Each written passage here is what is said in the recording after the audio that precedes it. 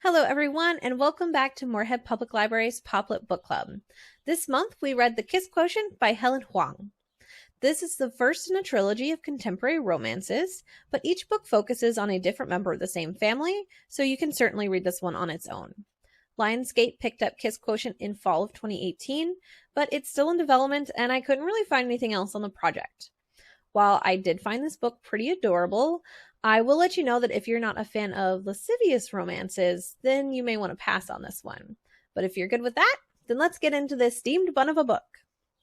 The first of our two main characters is Stella Lane, a 30-year-old econometrician who has high-functioning autism or Asperger's. This character is heavily influenced by the author, who in doing research for this book, discovered that she herself is autistic. Stella is very successful in her job and enjoys her routines, but she does not like to be touched and has difficulty navigating social situations, which has led her to believe that she's meant to be single. Her few attempts at intimacy have gone very poorly for her, and she has no desire to keep trying, but feels like she has to for her parents. Here we come to Michael Larson. He's a tailor at his family's clothing service by day and an escort on the weekends. He doesn't really enjoy his job, but he does it because his mother has stage 4 cancer, and it's the only way he can manage to pay for his bills while keeping them a secret without resorting to doing something more criminal because he doesn't want the rest of his family to worry about it. His family used to be better off, but his father, a serial cheater, also became a notorious con man and fled his debts and his family. Stella decides that she needs to practice intimacy in order to be worth having a relationship with. Who better to practice with than a professional? Due to her obsession with Korean dramas and martial arts, she settles on Michael, who is half Vietnamese.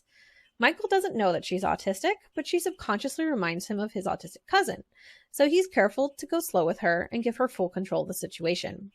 It quickly becomes apparent that Stella believes she isn't capable of enjoying physical intimacy and that she's expected to be able to perform solely for someone else's benefit. Michael does get her to come out of her shell, but the first few sessions still don't result in much getting checked off of her lesson plans because she's so nervous. Stella then decides that her original idea isn't enough and that she needs to practice the entirety of a relationship. Michael somewhat reluctantly agrees, and over the course of a couple months, they fall for each other. And Michael's family even ends up really liking Stella too. Neither one of them will actually admit it to each other, though, because they've convinced themselves the other person isn't actually interested, because it was all fake to begin with. Michael thinks that he's destined to be like his father, a cheat and a criminal, and that Stella would end it if she knew about his family's past. Stella is positive that her autism makes her unlovable, and that Michael is just continuing the charade out of pity for her. While the plot does spend a lot of time on the intimacy of the relationship, Stella and Michael are both fleshed out characters that add more depth to the story. Stella presents the reader with the near constant ways that her autism affects the way that she interacts with the world. While they can seem negative, Stella shows that they're just a part of who she is, and that she has no obligation to conform to the ways that non-autistic people live their lives. Michael shows that neither your past nor your job are all that you are, and that you shouldn't be afraid or ashamed to ask those that you care for help. While Stella starts the story out by focusing on the physical parts of a relationship, she learns that there are many other parts that are important. The trust that you build so that you can feel comfortable being honest with each other, the ability to be mentally close by sharing your insecurities and dreams, and the confidence that you foster in each other to be true to yourself. Perhaps one of the main lessons in this book is that relationships are hard work. There's no being fully prepared for one, and they are their own practice instead. Every person is unique, and putting two people together will result in conflict, but it's how you deal with those conflicts that can lead to a more strong, cooperative, and supportive relationship. Okay, on to discussion questions. Please give your answer to these questions or your own thoughts in the comments below. Prior to reading this book, how would you have imagined an autistic woman? How does Stella compare to this vision? What do you think of a man with Michael's Friday night profession? How does that compare to your impression of a woman with that profession? If gender makes a difference, why is that?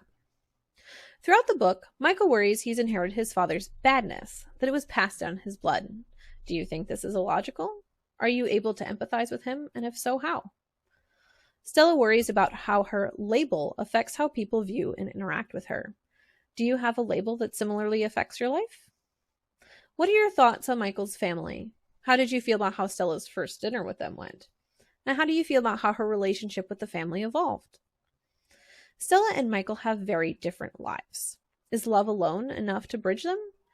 Can people with different cultures, education levels, and wealth be together in the long run? How can they make it work? Overall, I think this book is really cute and did a good job of expressing some of the struggles of autism.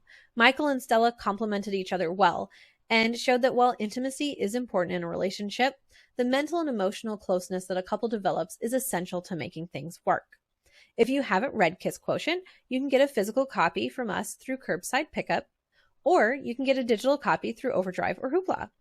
If you've read this one and want to continue in the series, you can get the next book, The Bride Test, through Overdrive, Hoopla, and curbside service as well. If you are interested in learning more about autism spectrum disorder, we do have a couple of Helen's suggestions in our catalog. Look Me in the Eye by John Elder Robison and The Reason I Jump by Naoki Higashida, along with other fictional titles for both adults and children. Thank you everyone for watching. I hope you enjoyed this video, and I will see you again in July when we discuss The Summer of '69 by Ellen Hildebrand. Have a great day!